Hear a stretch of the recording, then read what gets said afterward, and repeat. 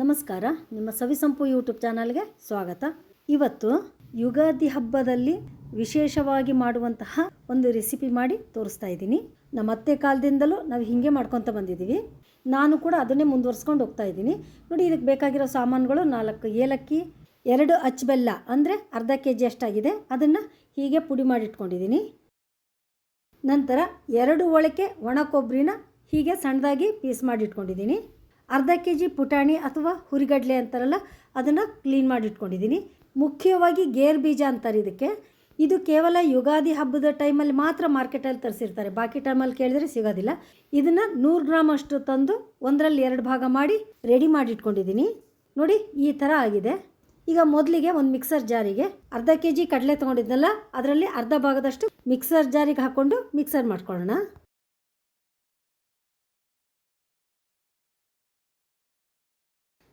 ನೋಡಿ, ಇಷ್ಟು ಸಣ್ಣಗಾಗಿದೆ, ಸಾಕು.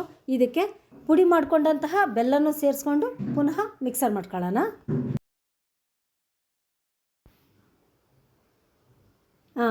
ಇಷ್ಟು ಸಣ್ಣಗಾಗಿದೆ, ಸಾಕು.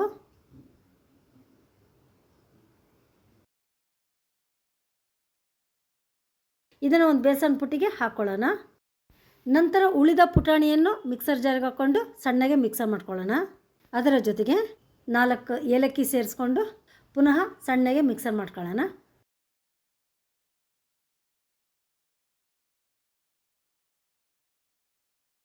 ನೋಡಿ, ಇಷ್ಟಾಗಿದೆ, ಸಾಕು. ಇದಕ್ಕೆ ಸಣ್ಣದಾಗಿ ಕಟ್ ಮಾಡ್ಕೊಂಡಿದ್ವಲ್ಲ ಒಣ ಕೊಬ್ಬರಿನ, ಅದನ್ನು ಕೂಡ ಸೇರಿಸ್ಕೊಂಡು ಮಿಕ್ಸರ್ ಮಾಡ್ಕೊಳ್ಳೋಣ.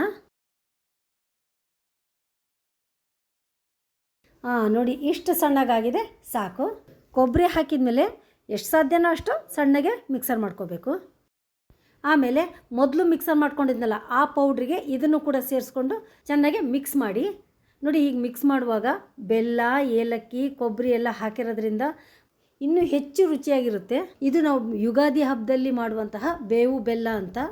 ಇದಕ್ಕೆ ನಾವು ಗೇರು ಬೀಜ ಹಾಕಲೇಬೇಕು. ಗೇರು ಬೀಜ ಹಾಕದೆ ಬೇವು ಮಾಡೋದೇ ಇಲ್ಲ.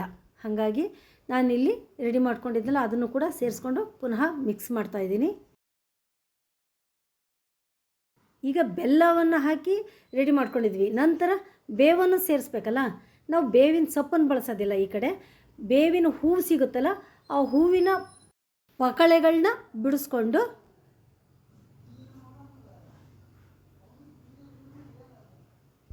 ಹೀಗೆ ರೆಡಿ ಮಾಡಿಕೊಂಡು ಆ ಮಿಕ್ಸಿಗೆ ಸೇರಿಸ್ಕೊಂಡು ಪುನಃ ಮಿಕ್ಸ್ ಮಾಡ್ತೀವಿ.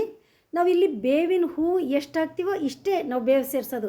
ಬೇವಿನ ಎಲೆನೂ ಹಾಕೋದಿಲ್ಲ, ಅದರ ಚಿಗುರನ್ನು ಹಾಕೋದಿಲ್ಲ. ಬರೀ ಬೇವಿನ ಹೂವಿನ ಪಕಳೆಗಳನ್ನಷ್ಟೇ ಬಳಸೋದು. ಅಷ್ಟೇ ಅಲ್ಲದೆ ದ್ರಾಕ್ಷಿ, ಗೋಡಂಬಿ, ಬಾದಾಮಿ ಈ ಥರನೂ ಸೇರಿಸ್ಕೋಬೋದು. ಅದು ಇನ್ನೂ ಹೆಚ್ಚು ರುಚಿ ಕೊಡುತ್ತೆ. ನಾನು ಇಲ್ಲಿ 1 ಬಟ್ಟಲಿನಷ್ಟು ರೆಡಿ ಮಾಡ್ಕೊಂಡಂತಹ ಪೌಡರ್ ತೊಗೊಂಡು ಅದಕ್ಕೆ ದ್ರಾಕ್ಷಿ, ಗೋಡಂಬಿ, ಬಾದಾಮಿ ಇದನ್ನು ಕೂಡ ಮಿಕ್ಸ್ ಮಾಡಿದರೆ ರುಚಿ ಇನ್ನೂ ಹೆಚ್ಚಾಗುತ್ತೆ.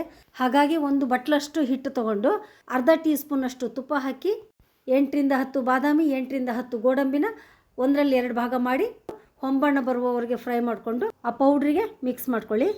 ಹಾಗೆ ಅದೇ ಬಾಣಲಿಗೆ ಇನ್ನರ್ಧ ಟೀ ಸ್ಪೂನಷ್ಟು ತುಪ್ಪ ಹಾಕ್ಕೊಂಡು 8ರಿಂದ 10 ಒಣ ದ್ರಾಕ್ಷಿನ ಫ್ರೈ ಮಾಡ್ಕೊಳ್ಳಿ.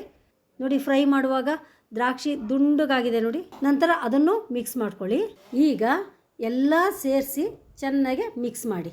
ನಾನಿಲ್ಲಿ 1 ಬಟ್ಲಿಗೆ ಎಷ್ಟು ಬೇಕೋ ಅಷ್ಟೇ ತೋರಿಸಿದ್ದೀನಿ.